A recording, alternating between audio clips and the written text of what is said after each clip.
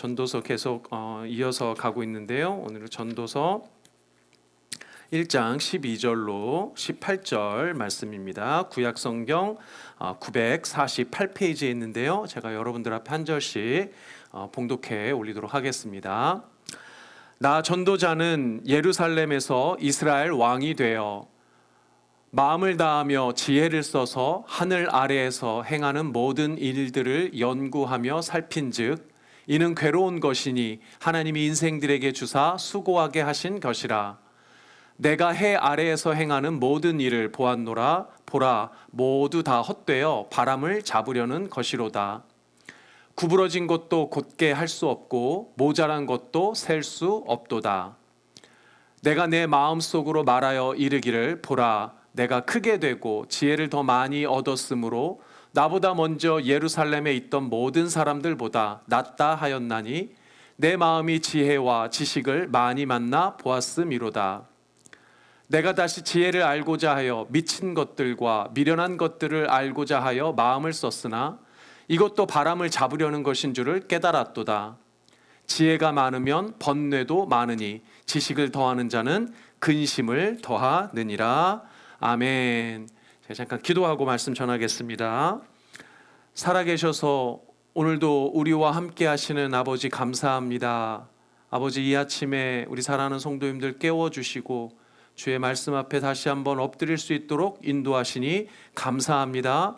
이 아침을 깨운 모든 성도님들에게 성령 하나님 역사하여 주셔서 단비와 같은 주의 성령의 은혜를, 말씀의 은혜를 허락하여 주시고 특별히 전도서 말씀을 통해 이 세상을 또 아버지 하나님 허락하신 우리에게 주신 놀라운 은혜를 다시 한번 새기는 복되고 귀한 시간 될 수 있도록 역사하여 주시옵소서. 특별히 기도하며 간절히 주 앞에 매달리는 영혼들에게 함께하여 주셔서 주의 살아계심을, 주의 응답하심을 경험하는 복된 시간 될 수 있도록 역사하여 주시옵소서. 부족하고 허물 많은 종 아버지 하나님 세우셨사오니 모든 죄악 가리시고 아버지 하나님의 영광만 드러낼 수 있도록 역사하여 주시옵소서. 감사드리오며 존귀하신 예수님의 이름으로 기도드립니다.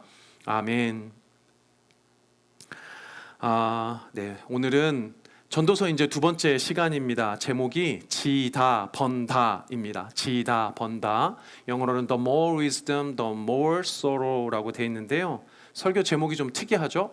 자, 오늘 설교 제목은 사실 오늘 본문의 마지막 절에 해당하는 전도서 1장 18절에 있는 말씀을 한자로 이렇게 좀 이렇게 옮긴 겁니다. 18절을 보니까 지혜가 많으면 번뇌도 많으니 지식을 더하는 자는 근심을 더한다라고 되어 있습니다. 지혜가 많으면 말을 따죠. 그러니까 지혜가 많으면 번뇌도 많다라고 말하는 전도서 1장 18절의 말씀인데요. 영어로는 For with much wisdom comes much sorrow, the more knowledge, the more grief라고 되어 있습니다. 사실 지혜가 많으면 번뇌가 더 많다고 하는데요. 또 심지어는 더 많은 지식은 더 많은 근심, 더 많은 슬픔을 가져온다라고 말을 합니다. 사실 일반적인 상식적인 우리가 일반적으로 세상에서 하는 이야기로 보면 말이 안 되는 이야기인 것 같기도 합니다. 우리 상식화는 다르기 때문이죠. 오늘 사실 이 지혜 또 지식이라는 말을 조금 뭐 거의 같은 의미로 사용을 할 텐데요. 오늘 본문에서는 그렇게 크게 다르게 사용하지 않았기 때문입니다. 하여간 왜 전도서를 쓴 이 솔로몬이 이렇게 지혜가 많으면 번뇌도 많고 지식이 많으면 근심도 많다라고 이야기를 했는지 그 의미를 좀 생각해 보려고 합니다. 순서대로 보면 우선은 이 세상이 말하는 지혜는 뭔가, 지식은 뭔가라는 부분을 먼저 살펴보고 그 다음에는 전도서에서 그리고 있는 지혜에 대해서, 그 다음에 결국은 성경 전체에서 그리고 있는 지혜가 무엇인지에 대해서 이야기를 하려고 하는데요. 사실 조금 있다가도 보겠지만 전도서의 많은 부분들은 이 지혜에 대해서 이야기를 하고 있습니다. 지혜에 대해서 말을 하고 있는데 이후에도 몇 차로 이야기를 좀 말씀을 나누겠지만 오늘은 특별히 본문에서 지혜에 초점을 두면서 전반적으로 전도서와 성경에서 말하는 지혜에 대한 이야기를 좀 나눠보려고 합니다. 지금 시대를 살아가는 현대 사회에서는 사실 누구나 다 지혜롭기를 바랍니다. 더 많은 지식을 가지려고 애를 쓰죠. 현대 사회에서 특별히 이 인간 사회에서 이 지혜와 지식은 속된 말로 최고선, 더할 나위 없는 최고의 가치를 사실 이 지혜와 지식이라고 해도 모자라지 않습니다. 여러분들 프랜시스 베이컨이라는 유명한 사람이 있는데 프랜시스 베이컨이 몇 사람이 있어요. 그런데 특별히 근대 과학혁명을 이룩한 이 아버지와 같은 역할을 한 초기의 인물로 유명한 프랜시스 베이컨이라는 사람이 있습니다. 이 사람이 했던 유명한 말이 뭐냐면 아는 것이 힘이다. Knowledge is power라는 이야기를 했습니다. 근대 사회의 시작은 아는 것이 힘인 것으로부터 시작을 했죠. 여러분들 혹시 그 피터 드러커라는 유명한 현대 경영학의 대가가 있습니다. 경영학, 경제학, 현대의 이런 부분에 있어서는 가장 대가라고 하는 피터 드러커라고 하는 사람이 있는데요. 이렇게만 얘기하면 잘 모를 테고 여러분들 마케팅이라고 하는 용어 들어봤죠? 이 마케팅이라는 용어를 처음 사용한 사람이 피터 드러커라는 사람입니다. 근데 피터 드러커는 이 현대 사회를 뭐라고 정의를 했냐면 지식의 시대다라고 정의를 했어요. 그러니까 현대 사회는 지식 사회이고 뭐 경제 경영이니까 경영은 지식 경영이고 심지어는 사람을 무엇라고 정의를 했냐면 지식 노동자라고 정의를 했습니다. 경제적인 형편에 이 자유로운 사람이 없지 않습니까? 지금은 다 자본주의 사회니까요. 그러니까 지식 경영의 시대를 살고 있는 이 시대의 사람들에겐 더 많은 지식을 소유하는 것이 얼마나 중요한 일인지 모릅니다. 그러니까 다들 뭐라고 해요? 더 열심히 공부하라고 하는 거죠. 더 열심히 공부하고 더 좋은 대학 가라고 합니다. 더 많이 배우라고 합니다. 더 많은 지식을 가지라고 말을 합니다. 왜냐하면 이 지식이 이 시대의 최고의 선이고 가치이기 때문이에요. 지금 중고등학교 친구들은 이렇게 생각할 수 있죠. 대학 가면 끝이다 라고 생각할지 모릅니다. 미안한 말이지만 끝이 아니에요. 고등학교 때는 더 좋은 대학 가기 위해서 공부하고 더 좋은 대학 가고 나면 대학에서는 더 좋은 직장 가려고 또 공부하고 직장 가면 끝인 줄 알죠. 어떤 직장에 가든지 계속 교육을 시킵니다. 그러니까 계속 교육하고 더 많이 배우라고 하고 더 많이 알라고 해요. 우리 고등학생 친구들이 초은이가 뒤에서 울상일 것 같은데 배움에는 끝이 없습니다. 계속 더 많이 알라고 하는 게 이 세상이에요. 여러분 지금 프랑스 파리에서 뭐를 한창 하고 있냐면 올림픽 한창 하고 있죠. 보고 계신 분들이 있는지 모르겠는데요. 미국에 있다 보니까 올림픽 보기도 좀 쉽지 않더라고요. 특별히 한국 선수들 하는 거는 뉴스 기사로만 좀 접하는데 여러분들 올림픽에 3대 슬로건이 있습니다. 올림픽을 처음 시작한 쿠베이탱이라는 사람이 제창한 3대 슬로건이 있어요. 그 슬로건이 뭐냐면 더 빨리, 더 높이, 더 힘차게. 이걸 원래는 라틴어로 표현을 했는데 Citius, Artius, Fortius라고 이야기를 해요. 더 빨리, 더 높이, 더 힘차게. 이게 올림픽, 이 스포츠를 대표하는 올림픽의 3대 슬로건이란 말이죠. 그런데 사실 현대의 올림픽에서는 실질적으로 작용하는 가장 중요한 슬로건이 있습니다. 그게 뭐냐면 더 많은 지식이에요.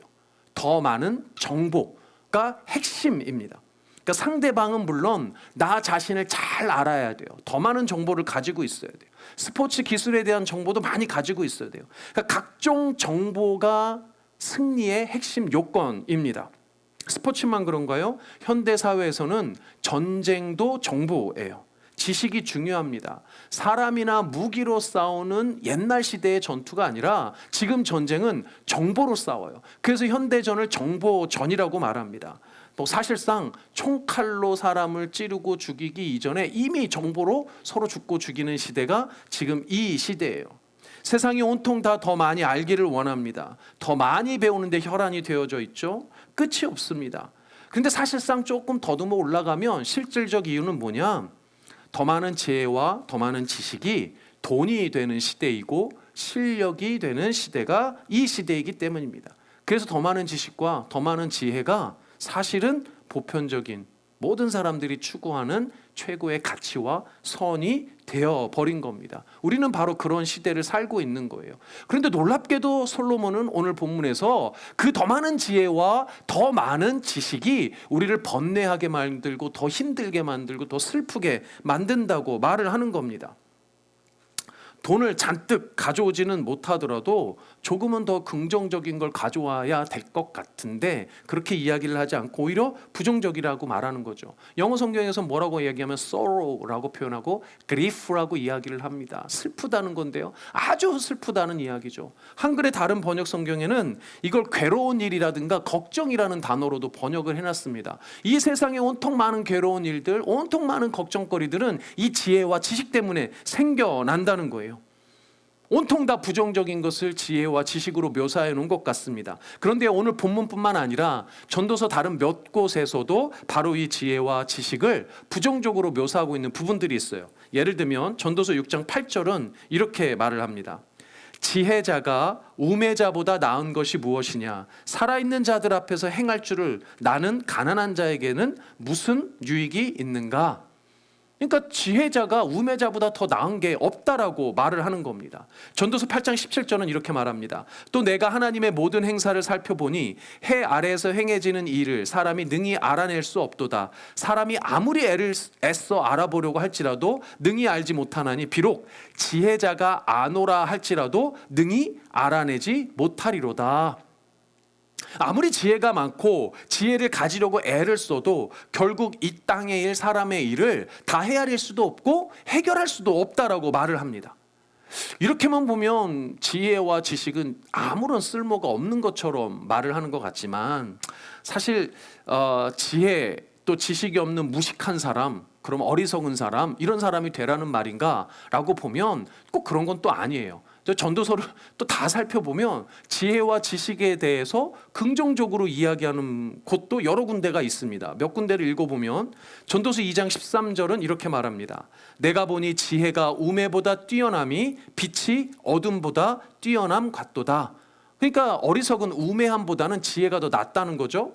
전도서 2장 26절에서 심지어 이렇게 말합니다. 하나님은 그가 기뻐하시는 자에게는 지혜와 지식과 희락을 주시나 죄인에게는 노고를 주시나니. 이 지혜와 지식을 누가 주시냐면 하나님이 주신다라고, 하나님이 기뻐하시는 자에게 주신다라고 말씀을 하죠. 전도서 4장 13절은 이렇게 말합니다. 가난하여도 지혜로운 젊은이가 늙고 둔하여 경고를 더 받을 줄 모르는 왕보다 낫다라고 말합니다. 그러니까 부와 권력을 가지고 있는 왕, 모든 것을 가지고 있는 왕, 그러나 둔하여서 우매한 왕보다는 차라리 가난하여도 지혜로운 젊은이가 낫다라고 말을 하는 거죠. 지혜가 더 나은 것처럼 이야기를 합니다. 전도서 7장은 전체적으로 지혜에 대해서 다루고 있는데요. 이 전도서 7장을 읽어보면 지혜의 긍정적인 면을 많이 부각시킵니다. 그리고 어리석은 우매함을 피하라고 말하고 있죠. 이렇게 보면 전도서에서 다양하게 지혜와 지식에 대해서, 지혜에 대해서 긍정적인 모습도 그리고 있는 것을 볼 수가 있어요. 그러니까 긍정적인 부분도 있고 부정적인 부분도 있다는 겁니다. 결론적으로 전도서에서 지혜에 대한 말씀들을 정리한 예화와 같은 구절이 있는데 그게 9장 13절에서 18절입니다. 조금 길기는 한데 제가 천천히 읽어볼 테니까 여러분들 잘 들어보세요. 전도서 9장 13절로 18절 말씀입니다. 내가 또 해 아래에서 지혜를 보고 내가 크게 여긴 것이 이러하니 곧 작고 인구가 많지 아니한 어떤 성읍에 큰 왕이 와서 그것을 애워싸고 큰 흉벽을 쌓고 치고자 할 때 그 성읍 가운데 가난한 지혜자가 있어서 그의 지혜로 그 성읍을 건진 그것이라. 그러나 그 가난한 자를 기억하는 사람이 없었도다. 그러므로 내가 이르기를 지혜가 힘보다 나으나 가난한 자의 지혜가 멸시를 받고 그의 말들을 사람들이 듣지 아니한다 하였노라. 조용히 들리는 지혜자들의 말들이 우매한 자들을 다스리는 자의 호령보다 나으니라. 지혜가 무기보다 나으니라. 그러나 죄인 한 사람이 많은 선을 무너지게 하느니라. 얼추 얘기를 요약해 보면 한 작은 성읍이 다른 큰 이 외국에 의해서 침입을 당한 거죠. 근데 이 작은 성읍이 건짐을 받아요. 그러니까 살아남습니다. 그 살아남을 수 있는 이유가 뭐인 거 보니 가난하지만 이 젊은 이 지혜자, 작은 지혜자에 의해서 구원을 받아요. 그런데 이 지혜자를 기억하는 사람이 결국 아무도 없다는 거예요. 결론적으로 뭐라고 하면 지혜자가 우매자보다 낫다, 지혜가 무기보다 낫다. 그런데 죄인 한 사람 때문에 그게 다 엉망이 되어버린다 말을 합니다. 결국은 지혜가 참 중요하고 소중하고 때로는 이롭지만 결국은 그것도 별 소용이 없더라는 말로 결론을 내고 있어요. 결국 다 정리하면 여러 가지 지혜에 대한 특징을 오늘 전도서에서 그리고 있지만 두 가지 면만 추려서 오늘 말씀을 드려보겠습니다. 첫 번째는 결국은 이 땅의 지혜는 상대적인 지혜입니다. 우매함보다는 나아요. 힘보다도 나아요. 심지어는 무기보다도 낫습니다. 좋은 점이 분명히 있기는 해요. 그런데 지금 전도서에서 그리고 있는 이 땅의 지혜가 가진 긍정적인 모습은 다 보다 나은 거예요. 상대적인 나음입니다. 절대적으로 낫다는 게 아니에요. 왜 절대적일 수가 없을까요? 두 번째는 뭐냐면 절대적일 수 없는 이유는 이 땅의 지혜는 한계가 분명히 있다는 거예요.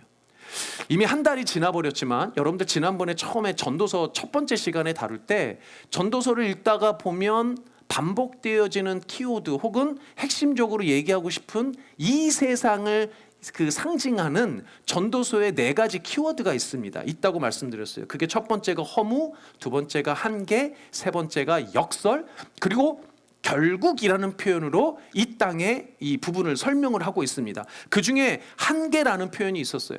지혜는 한계를 가지고 있어요.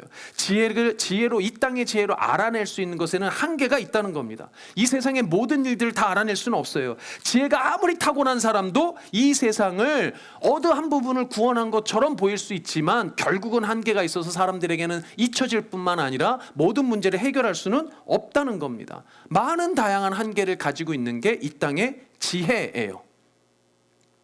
제가 중고등학생들 그 학습 지도를 과외를 20년 넘게 한 것 같아요.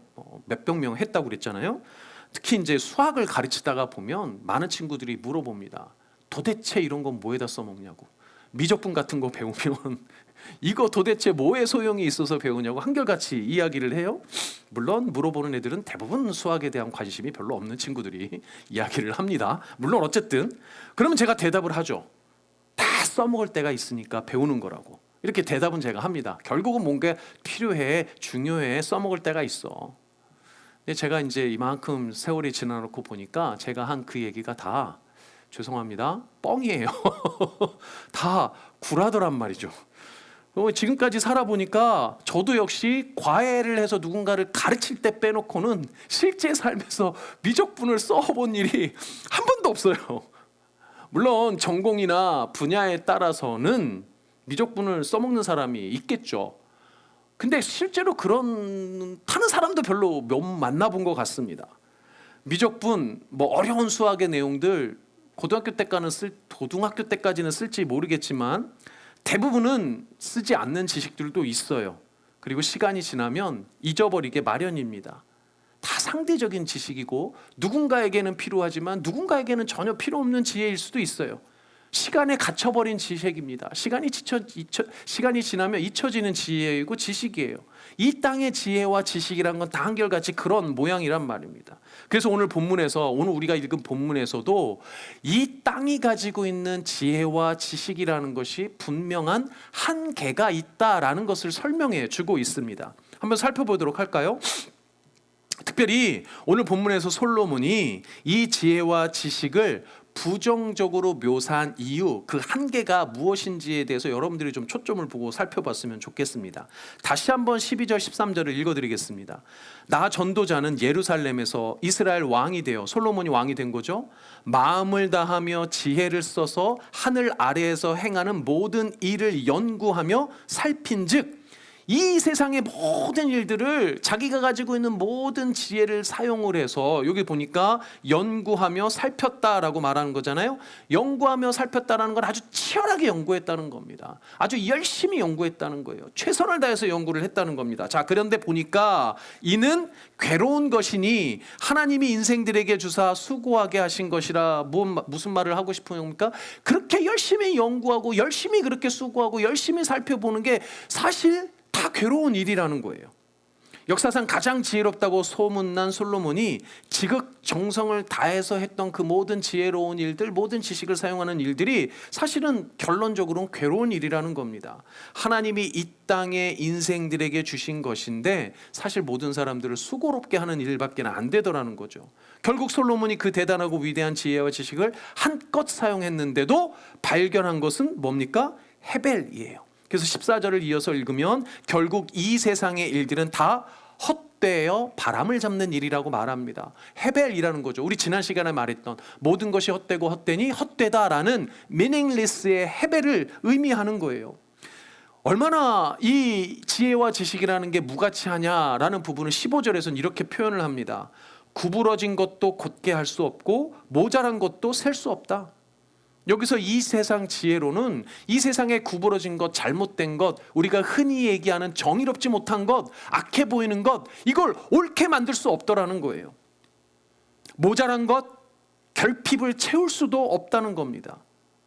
뭔가 부족하고 뭔가 궁핍하고 누군가 허기진 것을 채울 수 있는 것도 이 지혜와 지식으로는 가능하지 않더라는 거예요. 사실 이런 고백을 하는 사람이 다른 사람이라면 모르겠지만 역사상 가장 위대한 지식을 가진, 지혜를 가진 솔로몬이 하고 있는 것 아닙니까? 그러고 보니 솔로몬이 16절에서 이렇게 말을 합니다. 내가 내 마음속으로 말하여 이르기를 보라, 내가 크게 되고 지혜를 더 많이 얻었으므로 나보다 먼저 예루살렘에 있던 모든 사람들보다 낫다 하였나니 내 마음이 지혜와 지식을 많이 만나 보았음이로다. 자기 스스로 이야기하는 겁니다. 나보다 더 많은 지혜, 나보다 더 많은 지식을 가진 사람을 만나보지 못했다는 거죠. 그런데 그 지혜와 지식에 있어서는 내노라 하는 솔로몬이 17절에서 이렇게 고백합니다. 내가 다시 지혜를 알고자 하여 미친 것들과 미련한 것들을 알고자 하여 마음을 썼으나 이것도 바람을 잡으려는 것인 줄 깨달았도다. 쉽게 말해서 지혜와 지식에게서는 너무나도 탁월하기 때문에 좋고 긍정적인 것, 선한 것만이 아니라 미친 것, 미련한 것조차도 다 살펴봤다는 거예요. 이 세상에 살펴보지 않은 것이 없다는 겁니다. 가장 탁월하고 대단하고 좋은 것, 가장 탁월한 대박난 성공한 이야기들만이 아니라 미친 것, 미련한 것까지도 다 알아내기 위해서 모든 것을 다 총동원했어요. 그런데 결국은 헤벨이라는 거예요. 결국은 문제를 해결할 수 있는 능력이 없더라는 겁니다. 아무리 대단한 지혜여도 이 땅의 한계를 결국은 극복할 수 없더라는 거예요. 지혜롭다고 해서 이 땅의 수고를 벗어날 수가 없다는 겁니다. 지혜롭다고 해서 이 땅에 먹고 사는 일에 무관한 사람이 없다는 거예요. 결국은 인간의 근본적인 한계인 죽음을 극복할 수도 없다는 겁니다. 인생이 가지고 있는 궁극적인 문제들 해결할 수 있는 방법을 이 땅의 지혜와 지식으로는 어떻게 할 수가 없다라는 한계를 절감했다는 의미가 되죠. 근데 그럼에도 불구하고 지금 이 시대는 처음 말씀드린 것처럼 지혜와 지식이 최고의 선이 되어버렸어요. 최고의 가치가 되어버렸어요. 심지어 사람들에게는 이 지혜와 지식이 우상이 되어버린 것 같습니다. 그래서 끊임없이 지혜와 지식을 추구해도 지다 번다 결국은 번뇌만 늘어나고 슬픔만 늘어나는 거예요. 우상이기 때문에 거기선 참된 문제를 해결할 수 있는 진리를, 방법을 찾을 수가 없기 때문입니다. 사실 결국은 사람이 우상이에요. 그래서 이 모든 것을 사람이 만들었기 때문에. 그런데 표면적으로 이 지혜와 지식의, 현대의 지식의 결정판, 이 우상의 결정판이 뭐가 되었느냐 하면 과학이라는 것이 되었어요. 원래는 그렇지 않은데 이 시대 인간들은 이제 과학을 우상으로 만들어 버렸습니다. 여러분들 과학이라는 단어가 얼마나 위력적인 단어가 되어버렸는지 몰라요. 그 단적인 증거를 최근에 제가 본 한 유튜버에 의해서 발견을 했는데요. 여러분 정치가로도 아주 유명한 그 유튜버가 한 명 있습니다. 사실은 원래 경제학을 전공한 인문학자예요. 대단히 똑똑한 사람으로 알려져 있어요. 지금 유튜버로 활동 중인데 책을 소개하는 이 일을 하고 있습니다. 근데 그 여러 편 중에 유전자가 지배하는 사회라는 내용을 다룬 어떤 책을 소개를 했어요. 유전자가 지배하는 사회, 제목이 아주 충격적이죠. 자, 근데 그 내용 중에 이 아주 탁월한 인문학자가 이렇게 표현을 합니다. 인류 역사를 돌아보면 인간에 대해서 절망하지 않을 수가 없다. 대부분 불의, 강자가 이기는 역사다. 불의함이 이기는 역사고 힘을 가지고 있는 힘이 이기는 역사가 인류의 역사라는 거예요. 그러니까 절망밖에는 발견할 수 없다는 겁니다. 사실 이 고백은 대단히 정직한 고백이에요. 이 시대의 모든 탁월한 지식인들은, 엘리트들은 인정하는 내용들입니다. 사실상 인류 역사를 돌아보면 인간에게서는 희망을 발견할 수 없다라는 게 사실은 정직한 고백이에요. 그런데 그 뒤에 이어서 이 사람이 이렇게 말을 합니다. 유전자에 의해서 선과 악이 조절될 수 있다는 생물학적 연구 결과를 보고서 위로가 된다라고 표현해요. 나는 이 생물학에서 희망을 발견했다는 거예요. 과학에서 소망을 발견했다는 겁니다. 유전자에 의해서 선과 악이 진짜로 조절될 수 있는지 없는지 연구 결과 무엇인지는 뒤로 하고, 충격적인 것은 이제 생물학과 같은 과학이 절망적인 인류 역사의 희망이 되었다는 거예요. 여러분도 잘 아시다시피 저는 생물학을 전공한 생물학자입니다. 근데 아무리 살펴보아도 물론 도움이 되죠. 생물학과 의학이 어떤 사람의 질병을 치료하는 데 도움을 줄 수가 있습니다. 또 어떤 사람이 건강하게 늙어가는 데에는 도움이 될지도 몰라요. 그러나 사랑하는 여러분, 이미 말씀드린 대로 어떤 부분에는 도움이 되고 긍정적인 영향이 분명히 있지만 결국은 상대적이고 결국은 부분적이에요. 누군가에게는 생물학과 같은 이 과학이 발전시킨 엄청난 살상 무기로 목숨을 잃어가고 있단 말이에요. 여러분들, 이 과학은 다 양면이 있다는 말이에요. 절대적이지 않아요. 선이지 않아요. 과학은 우리에게 궁극적인 희망과 궁극적인 소망이 될 수는 없는 노릇이란 말입니다. 결국은 과학조차도 절대적으로 인간이 가지고 있는 한계, 죽음의 이 한계는 뛰어넘지 못하는 거예요. 사실상 결국 과학을 포함한 이 땅의 모든 지혜와 지식은 이 땅의 부와 힘을 위해서 사용되는 도구에 불과하다는 것을 여러분들 잊어서는 안 됩니다. 자, 그렇다면 성경에서 말하는 진짜 지혜는 무엇인가? 이 땅의 지혜가 아닌 성경에서 말하는 우리가 추구해야 되는 참된 지혜, 영원한 지혜, 절대적인 지혜, 하늘의 지혜는 무엇일까요? 이 땅의 한계에 갇힌 지혜가 아니고 상대적인 지혜가 아니고 절대적인 지혜라면 무엇을 갖추고 있어야 합니까? 사랑하는 여러분, 진짜 지혜라면 선을 추구해야 되는 지혜여야 돼요. 절대적인 선이어야 됩니다. 절대적인 진리여야 돼요. 절대적인 평화여야 되고 절대적인 생명이어야 합니다. 사람의 욕심을 채우는 수단으로 사용되는 도구가 되어서는 안 된다는 거예요. 그런 지혜를 가진 사람을 예수님은 이렇게 비유적으로 설명을 하고 있습니다. 마태복음 7장 24절에 여러분들 잘 알고 있는 산상수훈의 마지막 말씀이 이렇게 끝을 맺고 있어요. 그러므로 누구든지 나의 이 말을 듣고 행하는 자는 그 집을 반석 위에 지은 지혜로운 사람 같으리니, 집을 모래 위가 아닌 반석 위에 지은 사람이 지혜로운 사람이다. 그 반석은 여러분들 잘 아시는 대로 예수 그리스도입니다. 예수와 함께 하는 사람이 곧 지혜로운 사람이며, 그리고 그 예수의 말씀을 듣고 행하는 사람이 참된 지혜, 절대적인 지혜, 영원한 지혜를 따르는 사람, 소유한 사람을 의미하는 거예요. 근데 사랑하는 여러분, 예수님은 어떤 분입니까? 이 땅에 절대적인 평화를 갖고 오신 분이에요. 이 땅에 참된 생명을 가지고 오신 분이에요. 예수 그리스도 외에 참된 진리가 없는 거예요. 예수 외에 참된 지혜가 없는 거예요. 그래서 사랑하는 여러분, 굽은 것을 곱게 하는 것은 하나님의 정의 아닙니까? 굶주리고 궁핍한 것을 채우는 것은 하나님의 사랑 아니에요? 그러니까 하나님의 공의와 하나님의 사랑 외에는, 그리고 그 하나님의 공의와 사랑의 결정체 되신 예수 그리스도 외에는 참된 지혜가 이 땅에 주어진 바가 없는 거예요. 생명의 지혜로 가득한 하나님의 공의와 사랑이 실현되는 곳이 하나님의 나라잖아요. 그 하나님의 나라가 결국은 하나님의 지혜, 영원한 지혜, 참된 지혜가 실천되는 곳이 그 하나님의 나라라는 겁니다. 사랑하는 여러분, 이 세상의 지혜는 결국은 돈과 권력을 추구하는 수단의 지혜일 뿐이에요. 그러나 사랑하는 여러분, 참된 지혜는 하나님의 나라를 꿈꾸는 그 지혜는 정말 영원한 생명, 영원한 평화를 꿈꾸는 지혜란 말입니다. 예수 그리스도가 이 땅에 갖고 오신 참된 평화, 참된 생명, 그것이 참된 지혜라는 것을 믿으시는 여러분들 되시기를 간절히 소망합니다. 사랑하는 여러분들, 특히 우리 이곳에 있는 지금 대부분 다 젊은 청년들 또 청소년들인데 잘 들어야 합니다. 지혜 자체가, 지식 자체가 필요 없다는 이 얘기가 아니에요. 그러니까 여러분들 학교 다니고 또 열심히 배우는 거, 그거 결국은 중요한 일입니다. 모든 것이 절대적인 것은 아니지만 중요한 일이에요. 결국 모든 일이 다 헛된 건 아닙니다. 여러분들 열심히 배워야 되고 치열하게 공부해서 지혜도 쌓아야 되고 지식도 쌓아야 해요. 그런데 그렇게 성장하는 것도 중요하지만 사랑하는 여러분들에게 더욱 중요한 것은 영적인 성숙함이에요. 분별력을 갖는 성숙함이 필요한 거예요. 그 성숙의 핵심이 참된 지혜이신 예수 그리스도의 말씀인 줄 믿습니다. 그 말씀을 통한 분별력이 있어야 하는 거예요. 사랑하는 여러분, 지다 번다, 이 땅의 지혜는 많으면 많을수록 결국 피곤해요. 저는 그 사실을 너무 잘 알아요. 머리 아파요. 많이 알아봤자 머리 아픕니다. 결국은 헛되요. 그 지혜와 지식만을 추구하는 것, 결국 돈과 권력을 위해서 애쓰는 그 지혜와 지식은 수단에 불과하기 때문에 여러분들 지치게 만들고 여러분들을 상하게 만들어요. 분명한 한계가 있다는 겁니다. 그러나 사랑하는 여러분, 영원한 말씀의 지혜, 생명의 지혜는 여러분들을 살리는 지혜인 줄 믿습니다.